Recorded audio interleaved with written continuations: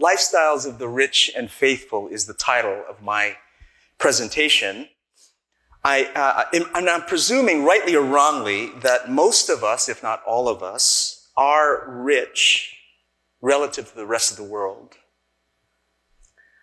And we're more or less faithful, at least trying to live consistently with the gospel. In this presentation, which is an abbreviated version of a much longer paper, I want to demonstrate with some degree of fear that you won't like me anymore after this, that our relative wealth can lead to unfaithfulness. More constructively, I hope to give us a way to align our lives, to assess our lives, and then align our lives, as well as our practice according to an image of Christ among the classes. So I'm a Filipino-American who was born in the Philippines, but grew up in the United States. I was 2 years old when my family immigrated here, and I grew up here in the U.S., mostly on the West Coast, with the exception of 3 years in New York City. But shortly after I came to faith, I felt a strong sense of God's push back to the Philippines. And so I spent the greater part of the 1990s with my wife and then 2 kids. We went with 2 kids, came back with 4. 2 of them are Philippine made. So I have those 10 years were very important years for me in terms of rediscovering my own heritage and learning my own language. But more importantly, it was 10 years of solidifying or at least clarifying my best understanding of what it means to be a missionary, to be global personnel in the age of post-colonialism. So that's where I'm coming from, and I learned so much there. It's always the case. If you listen to any missionary, they'll tell you, you go to thinking that you've got much to contribute, and then you come back feeling like you have been shaped and taught and corrected and challenged more than any contribution. That I'm seeing some nods. That means there's some missionaries here who've done that, who've sensed that and experienced that. Well, I want to begin with a conversation that that won't leave me. It continues to haunt me, and it was the story or the impetus for this current research on classism.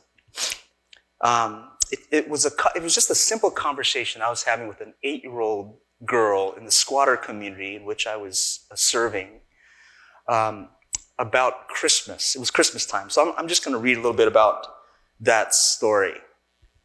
8-year-old Jocelyn and I sat on a makeshift bench deep inside the squatter community that she called home. It was Christmas season in the Philippines, so Manila was buzzing with festivities, shopping, gift-giving, and special masses. Carols in the Philippines about snow and roasting chestnuts and other un-Filipino holiday cheer filled the air. But in the community where Jocelyn lived, life didn't change all that much during Christmas. She asked me what it was like in the U.S. during Christmas. I told her it was much like here in the Philippines, to which she retorted, "You mean like at Mega Mall, don't you?" Mega Mall, since there's no picture up there, it's as imposing as it sounds. It's this giant mall that wasn't too far from Jocelyn's community. And so she asked me, you mean, so I said, it's just like, she asked me what Christmas was like. I said, it's in the U.S. I said, it's just like here. And she said, you mean at Mega Mall, right? Her perceptiveness caught me off guard. She sensed acutely the difference between the experience of Christmas for those who could afford to shop at Mega Mall and those who could not. And furthermore, her comment revealed what she thought of the U.S., namely that everyone there got to enjoy Christmas, since in her mind the U.S. was mega mall, writ nation large. Not everyone is rich in America, I said. And as Christians, Christmas is the celebration of the birth of Jesus, so all Christians get to enjoy Christmas wherever they live. Now, I thought, like a good missionary, that I successfully changed the discussion to the true meaning of Christmas, but she was determined to mine the depths of socioeconomic inequality with me. She said sweetly but sharply, "You mean rich Christians can enjoy Christmas, don't you?" Kuya Al, malinaw na malinaw naman para sa mayayaman ang Pasko. It's very clear, Brother Al. Christmas is for the rich, she said. Has this little girl been reading Marx in school? Or what? I wondered. Her words made a stand. I knew theologically that Jesus came to preach the gospel to the poor.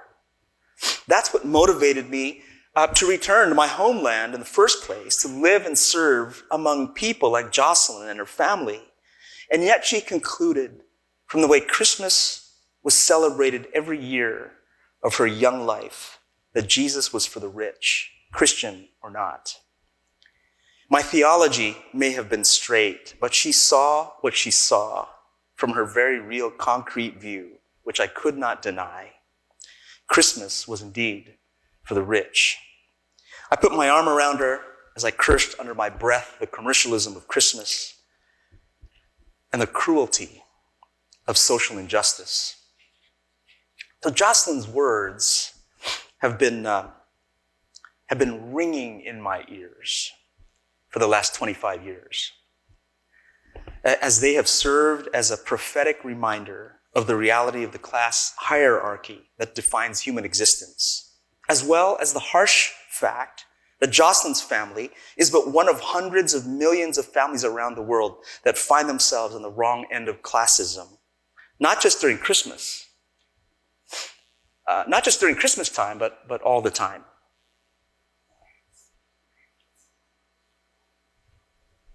Thanks. Now, what is classism? I consulted other works that attempted to define classism, and they surely help, but definitions of racism actually prove more helpful. Racism can be defined as prejudice based on differences in physical characteristics, but it is more than personal bias. It is collective prejudice formed into a system of inequality that is undergirded by embedded cultural narratives, popular beliefs, status quo, unchallenged assumptions, stereotypes, etc., regarding darker-skinned people and then instituted by the powers that be at the expense of those people. So I just changed a few words around and had a definition for classism. Classism is collective prejudice formed into a system of inequality based not on the color or the shade of one's skin, but on socioeconomic stratification undergirded by embedded cultural narratives concerning the poor and then instituted by the powers that be at the expense of the poor. Like race, the category of class is a human construct. Social stratification did not fall from the sky. Though it is difficult to pinpoint where the language of class entered into the human lexicon, it was Marx and Engels who not only popularized it, but who also discussed it in terms of struggle between the proletariat, the working class, and the bourgeoisie, the ruling class, thus clearly dispelling any notion of neutrality in class stratification. Furthermore, they proposed a social order forged by inevitable revolution wherein economic classes would be abolished altogether, i.e. the birth of socialism from its democratic expressions to communism. And that is all I'm going to say about socialism, lest war break out at the McClure lectures of 2019. The important point to grasp here from Marx and Engels is that the category of class was never neutral. Just like race is a socio-cultural construct that has provided rationale for lighter-skinned people to enjoy privilege at the expense of darker-skinned people. A class is a socioeconomic construct that has provided the rationale for the wealthier to be entitled to the highest level of dignity, respect, and privilege, that would be the upper class, and the poorest to be deprived of such things, lower class. And those in between, these two strata, are people who enjoy gradations of privilege depending on where they land on the social graph. Defining one's worth and determining one's right or access to goods and services based on one's socioeconomic status is at the rotten core of classism. Various life characteristics are associated with the category of class, enough that it is insufficient to define it in strictly economic terms. Karen Bloomquist lists occupation, family wealth, educational level, values, aspirations, and cultural and linguistic characteristics as other important factors when considering the meaning of classism. A more populist, detailed list would include type and place of residence. Do you own a single-family home in a gated neighborhood or rent a unit in a trailer park outside of town? Mode of transportation. Do you drive a Beamer or do you take the bus? Musical and artistic taste. Do you like classical and Rembrandt or reggae and Andy Warhol? Appearance. Are you suited up or untucked and casual? And so on and so forth. The undeniable association to class, however, is race. It is not uncommon in North America, for example, to hear the poor and Black or Latinoa in the same sentence in spite of its political incorrectness. In their study of urban-suburban partnerships, Ron Sider and colleagues assert that the term urban has become code for impoverished people of color, thus demonstrating the close relationship between class and race, classism and racism. Now that said, classism differs significantly from racism and other isms in that one can theoretically move from one class stratum to another. Bloomquist again observes that class is far more elusive than race or gender, which basically cannot be changed. The ideology of class is that one's place on the class ladder can be changed. So whereas skin color or sex cannot be altered, the rising number of transsexuals notwithstanding, all the poor need to do is have a little ambition, a never give up attitude, and a good work ethic to overcome their circumstances. These are sentiments that fuel classism. This is where phrases such as upward mobility, I made it to the top, and if you just set your mind to it, you can be anything you want, find their context. But that same context also breeds statements such as the poor are lazy. When are you going to make something of yourself? And God helps those who help themselves.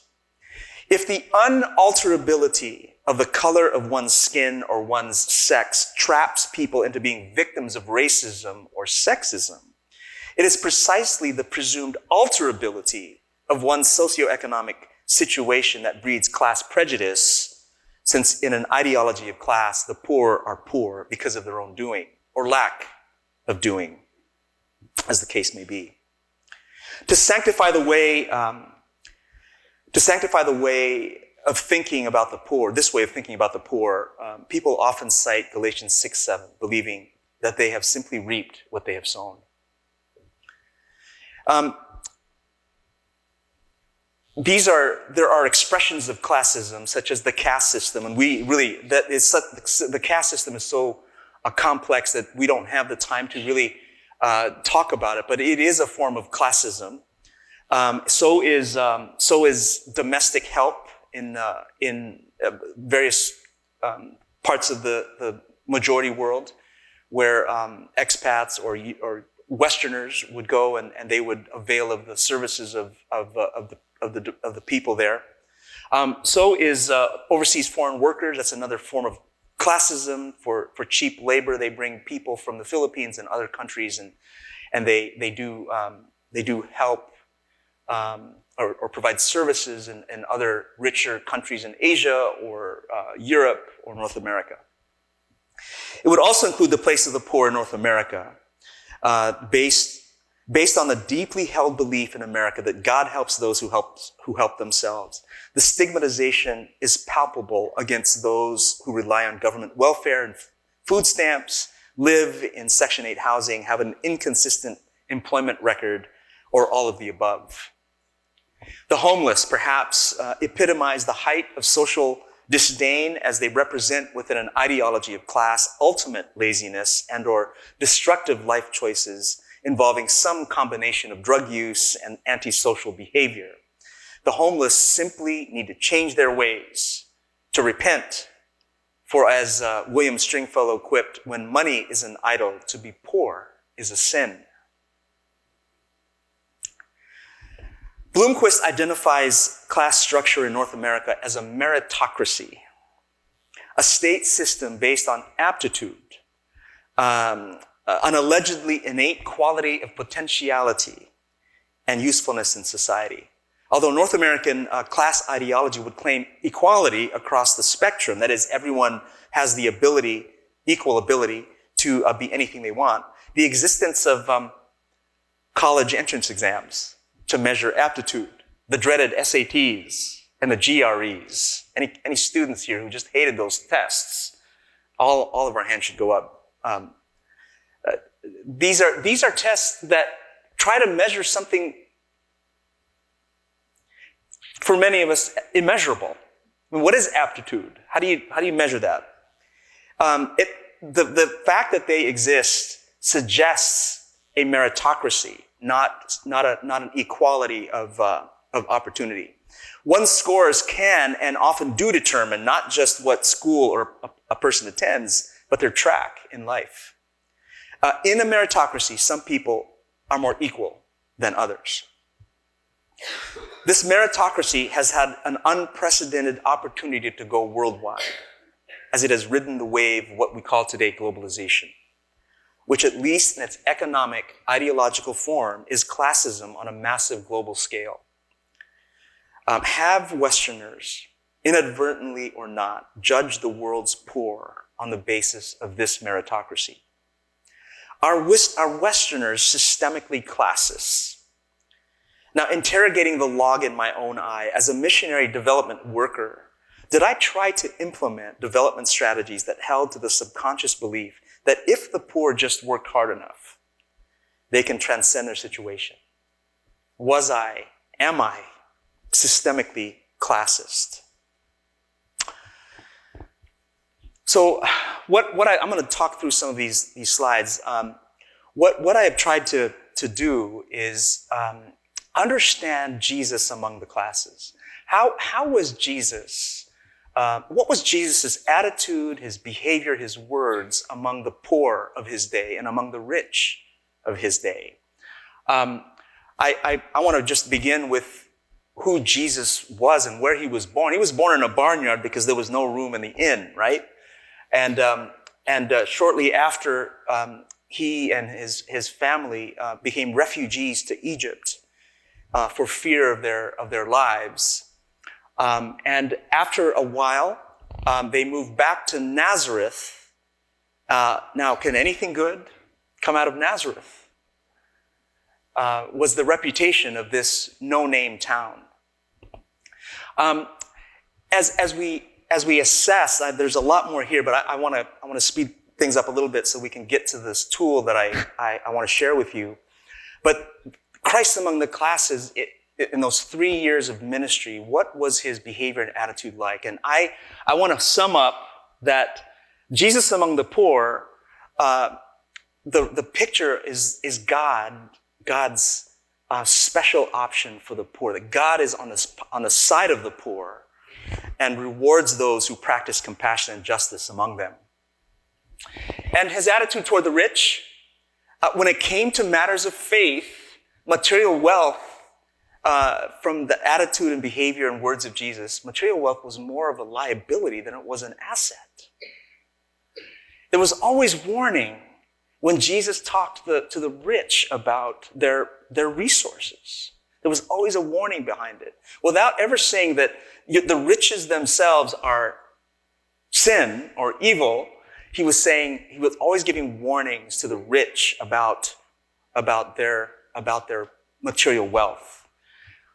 So, based on a picture that I developed much more robustly in the paper, on a picture of Christ among the poor and among the rich, among the classes, I began to ask the question: how do we operationalize Christ's special concern for the poor and thus undermine global classism? And reflecting upon the privilege of working with and learning from the poor, both in the Philippines and the United States for the last 30 plus years, I've identified 6 lifestyle-altering movements that have helped me to move closer to know to how Jesus walked among them. That is, when I submit to these movements. And by the way, these 6 movements that I want to share with you are movements that I continue to struggle with. I struggle with the rest of the rich and faithful. So in presenting this to you, I'm not saying somehow that I've made it or accomplished them. But I want to name them and identify them so that we together can learn how to align ourselves with what I believe to be an accurate picture of Jesus among the classes.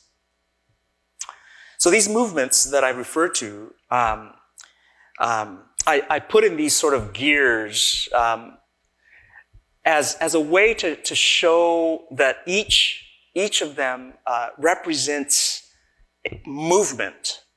Like M1, movement number 1 is awakening to compassion. I'll say more about each of these, but awakening to compassion, which as a gear generates a second movement, honesty to generosity, and then on toward the 6th movement of contextualization to solidarity. And what I want to say with these 6 movements is that they make up a unified movement, a single unified movement that helps us to, or that can help us to assess ourselves. It's sort of a personal justice audit where we can assess ourselves and our churches and our organizations with this Christ among the classes inventory. Just for convenience sake, it's the CACI right now. And so I want to just say a few things about each of these movements in our lives. Awakening to compassion. The first of these movements tracks a progression from awakening to compassion. Liberation theologians have employed the term conscientization. Conscientization. Try to say that 10 times. Conscientization. To convey what happens among the poor when they realize that their suffering is not simply the misfortune of fate, but a direct consequence of oppressive structures and policies that have advantaged the rich at their expense. The word conveys a process of heightening awareness of their reality and the ability to change it. This is the word conscientization among the poor. The word conveys a process of heightening awareness of their reality. Though Gustavo Gutierrez and others use conscientization exclusively to describe a liberating process among the poor, it applies just as profoundly to what happens among the rich. For it is the same Spirit who conscientizes the poor who also awakens the rich. Awakening among the rich leads to a broken heart and then leads to the beginning of genuine compassion for the poor. Compassion, that weightiness of heart, those uncontrollable tears, the trembling and sometimes outrage as a result of discovering the suffering of the oppressed, the marginalized, and the abused, marks the beginning of personal transformation toward economic Christ-likeness. In my own life, heart compassion for the desperately poor overwhelmed me as I sat with a single mother in Limon, Costa Rica in the mid-1980s.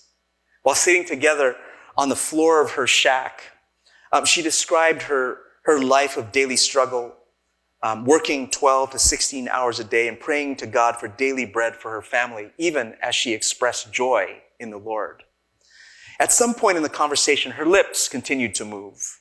But I heard nothing but God's Spirit bearing witness to mine, that Jesus loved this woman and the billions of her fellow poor around the world, and further, that he wanted his church to care for them. My heart has been broken ever since. This is compassion. The first movement toward economic Christ-likeness, a just life that undermines classism, is an important one, for it tracks an internal move, a work of the Spirit within our spirits, transforming head knowledge of poverty into heart knowledge of the pain and suffering of the impoverished. And if this first movement has not happened, I contend that it's difficult to imagine progressing any further on the CACI, the Christ Among the Classes inventory journey, for any move of the Spirit in the world begins in the heart. So that's the first movement. The movement that's generated by this first movement is honesty to generosity. My awakening that I described not only enabled me to behold, as if in a trance, the suffering of the poor, perhaps for the first time, it also caused me to realize that relative to the rest of the world, I am counted among the rich, whom the Lord cautions or judges throughout the pages of Scripture. Whereas conscientization enables the poor to find in Christ the power to transform their situation, it also pricks the conscience of the rich that can, if we allow it, begin a lifelong process of, quote, selling all that we own and distributing the money to the poor, unquote, the words of Jesus, Luke 18-22. Jesus' words here are not metaphorical, as if they are primarily for spiritual application. On the contrary, they have concrete economic implications for the wealthy of the world, which most probably includes all of us in this room. By any objective criterion, Ron Sider asserts, the 4.5% of the world's people who live in North America are an incredibly rich aristocracy living on the same little planet with billions of very poor neighbors. One would think that being honest about our wealth would be easy, but we underestimate the power to rationalize or even deny the truth. Granted that, generally speaking, missionaries have distanced themselves from the American dream more than fellow Westerners, as they have embraced the life of global service, but they are still rich compared to the rest of the world. Our hosts are not wrong when they perceive us as rich just because we come from the West. When we are honest with the fact that we are rich Christians in an age of hunger, we loosen our grip on the wealth entrusted to us and become eager to give it away for the sake of the poor, i.e., we become generous.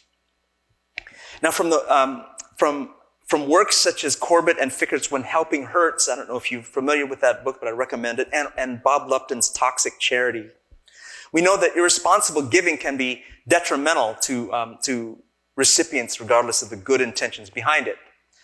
Kingdom generosity, therefore, cannot be understood apart from good stewardship. So it's not just giving, it's not just throwing our money to the poor, but it's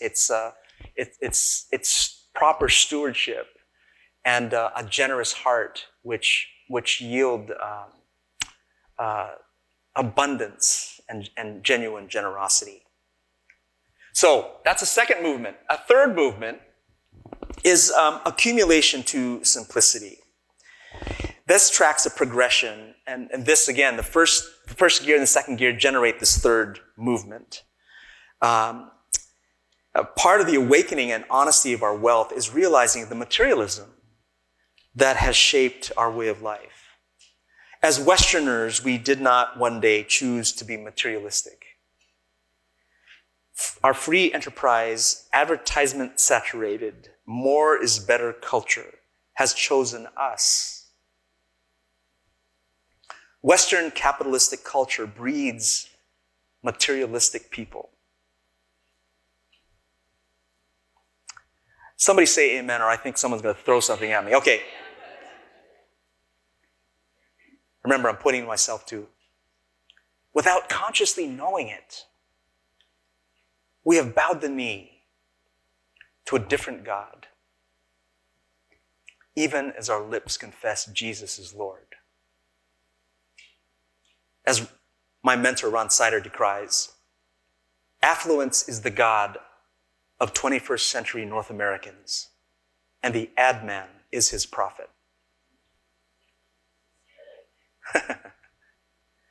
Affluence is the god of 21st century North Americans, and the ad man is his prophet. It goes against the grain when we move towards a simple lifestyle, but it is a definite mark of economic Christ-likeness. I see the aspiration to move from accumulation to simplicity as the step up from the honesty to generosity movement, because it strikes me as inadequate to be generous in our giving, but continue to live in relative luxury. Such generosity may be sincere, but it falls short of the biblical call to give sacrificially. To be truly generous necessitates adopting a simpler lifestyle that is shaped by questions such as these. How much is enough? Does our lifestyle reflect our genuine concern for the world's poor? How can we lessen the gap between our lifestyle and the lifestyle of those whom God has called us to serve?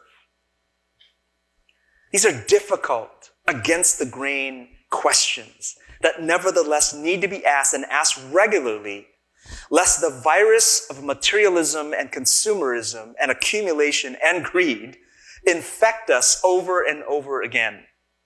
Materialism is indeed a virus. It's a sickness that shatters our souls and leaves us empty and in despair. De Graaf and colleagues have identified and brilliantly named the sickness affluenza,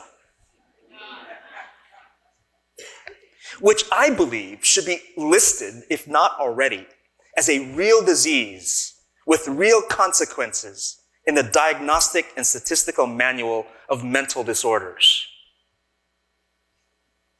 The flu shot to safeguard against it, a conscious, prayerful, deliberate move toward a less cluttered, simpler lifestyle that in turn subverts classism. A fourth movement I call ownership to hospitality. This tracks, unless we challenge it, we believe we own all that we have accumulated. This belief in private ownership more often than not results in a posture of preserve and protect. In stark contrast, Scripture paints a picture of stewardship in which God, creator and owner of all things, has entrusted us the earth's resources to manage and utilize for the sake of the kingdom. This truth turns the truth of stewardship, turns the Western sense of ownership on its head and calls followers of Jesus to view themselves not as owners of lots of things, but as stewards of God's things. From coins to creation, the call to be good stewards is an integral part of authentic Christian discipleship.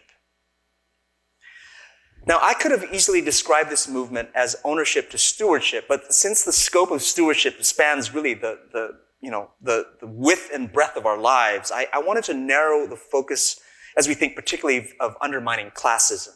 And I landed on the word hospitality to focus on how we steward our living spaces, our dwellings. Are our doors open to the needy? Are we hospitable, willing sharers of the blessings of our homes and their contents? After all, we do not own any of it. Our home in Olongapo City, Philippines, was an open one. It represented for us a compromise to our ideal of living in Tambacan, the city's garbage dump community in which many of our friends and partners lived.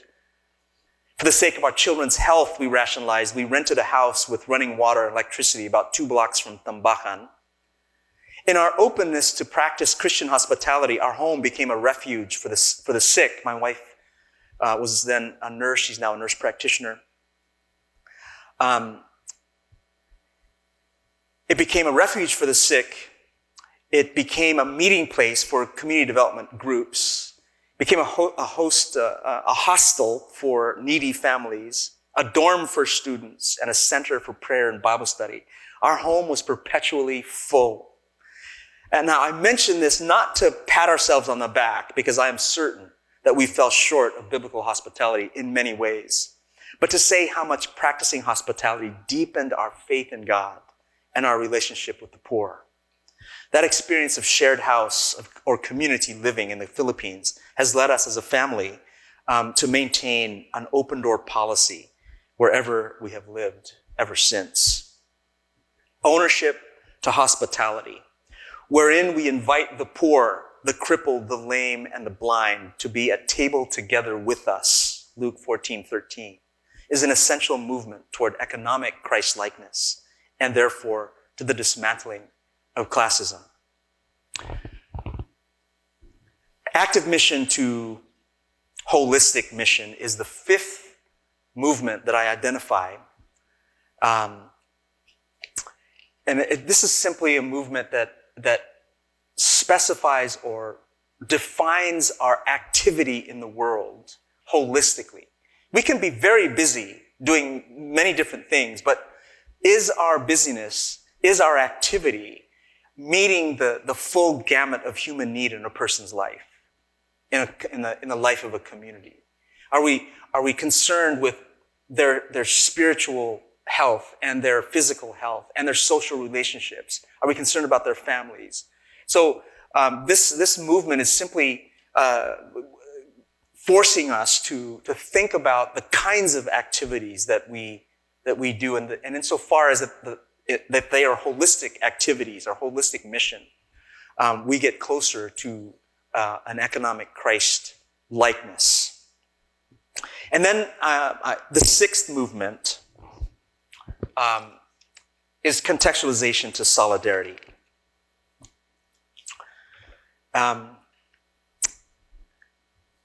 All right, where am I? There we are. So this is the last one that I identify. Now, definitions and synonyms abound for contextualization, but I lean toward an understanding of contextualization this way. It conveys a reciprocal process wherein missionaries and their hosts learn together how best to express the transcultural faith in radically local ways by committing to full engagement with one another. I'm going to repeat that. Contextualization conveys a reciprocal process wherein missionaries and their hosts learn together how best to express the transcultural faith in radically local ways by committing to full engagement with one another. This means immersing into the community to which God has called them to serve, which entails fully engaging in the lives of the people, relationally and culturally. Now, this is in contrast to an arm's length, aloof, I don't need to learn the language approach to mission. Contextualization, then, ultimately refers to full immersion, that is, incarnational life and ministry. Now, what does it look like to live incarnationally among the poor? Well, it involves immersion into their culture, sharing in both their joys and struggles, families and friends, their life ways, and vice versa, allowing them to share in both our joys and struggles, families and friends, and our life ways. Inspiring examples of the faithful who pitch their tents among the poor include people like Father Benigno Beltran's work with the residents of Smoky Mountain. This was a 30-story high garbage dump around which 30,000 people lived in the city of Manila. Father Ben was a speaker at American Society of Missiology, and he lived there for over 30 years with the residents of Smoky Mountain. It includes Ash and Angie Barker's ministry with the people of Krong Toi in Bangkok. John and Vera Mae Perkins' seminal work in development and reconciliation as they return to Jackson, Mississippi. There are examples of people who have shown us the way in living incarnationally among the poor. Genuine incarnational life naturally moves toward a posture of solidarity with the poor, that is a commitment to joining them in the struggle for justice. Incarnational life moves to solidarity when missionary and host together work together for the betterment of the whole. Living in community together is one thing, but for missionaries and hosts to join in the blood, sweat, and tears struggle for peace and justice defines Christian solidarity. How many watched the classic movie, The Mission? All of you have to watch that movie. I watch it once a year. It's an amazing movie. It's called The Mission. And it exemplifies to me solidarity, Christian solidarity. Now, though each of the two priests in the movie chose a different path, Father Mendoza, played by Robert De Niro, went the way of armed resistance. And Father Gabriel, played by Jeremy Irons, he went the way of nonviolence. They both demonstrated deep companionship, commitment, and sacrifice with the indigenous church in its struggle against injustice. This is solidarity. This is solidarity. Now, again, I want to say that this is one movement. These are 6 movements that make up one unified movement. I have proposed these 6 movements within a movement as an assessment tool, a kind of inventory for our own orientation in our relationship with both the poor and the rich, based on an image of Christ among the classes. But my hope is that it's not just a personal justice audit. I believe that this tool, once I make it more precise, and I'm hoping you'll help me with that, is that we can also assess our churches and our organizations, and perhaps even our educational institutions.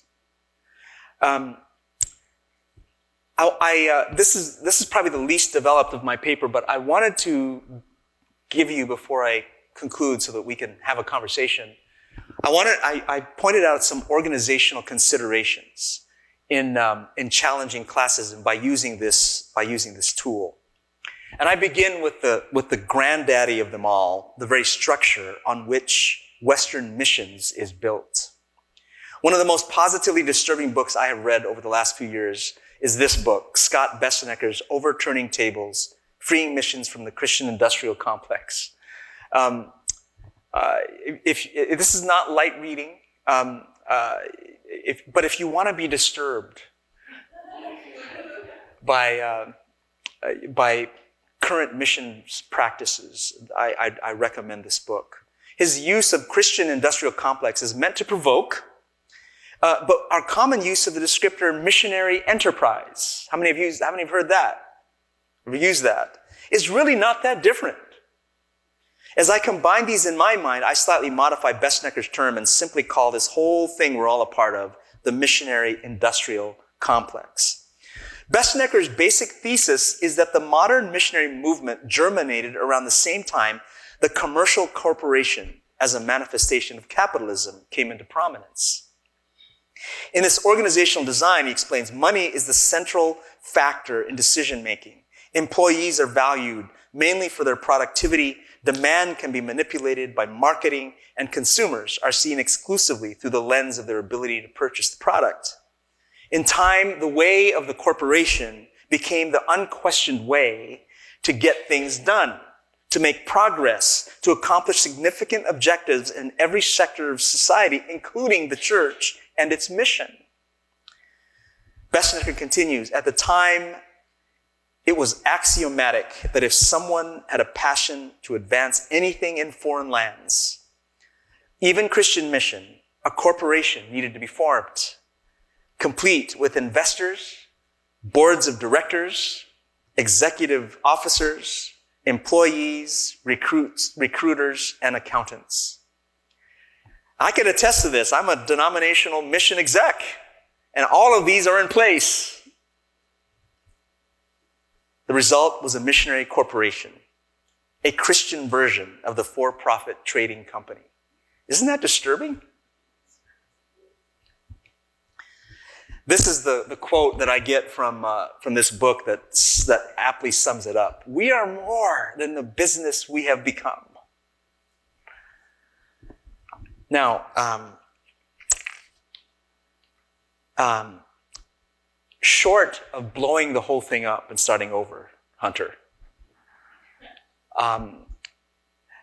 I've identified some places in this industrial complex, if you will, that we can challenge classism. One area is fundraising. We do that. All of us probably do that on some level, but definitely the missionary enterprise does. It raises funds. And we need to come up with just ethical and just guidelines for fundraising. And the question that we ask ourselves in our fundraising efforts today in my church is, how do I, if I were a beneficiary of a program, how would I want to be portrayed in the literature, in the brochures, and the videos that they send out to potential funders? How do I want to be portrayed if I was a beneficiary of a program? That is a question that guides us in the choice of pictures that we use, in the narrative that we write for any of our fundraising efforts. Another area is just standards for financial support and lifestyle. Now, as a mission exec who has sent out, who has been part of sending out 125 missionaries in 25 countries right now, we have a standard for each missionary to raise a certain amount of money. And that standard is based on Western standards. And we're beginning to ask the question, can we determine the support level of missionaries based not on Western standards, but on the standards of the people to whom God has called them to serve? You would think that would be an easy transition, but it hasn't been. But we're asking the question. Missionary bonding, too, is something that I would like our missionaries and our system to consider.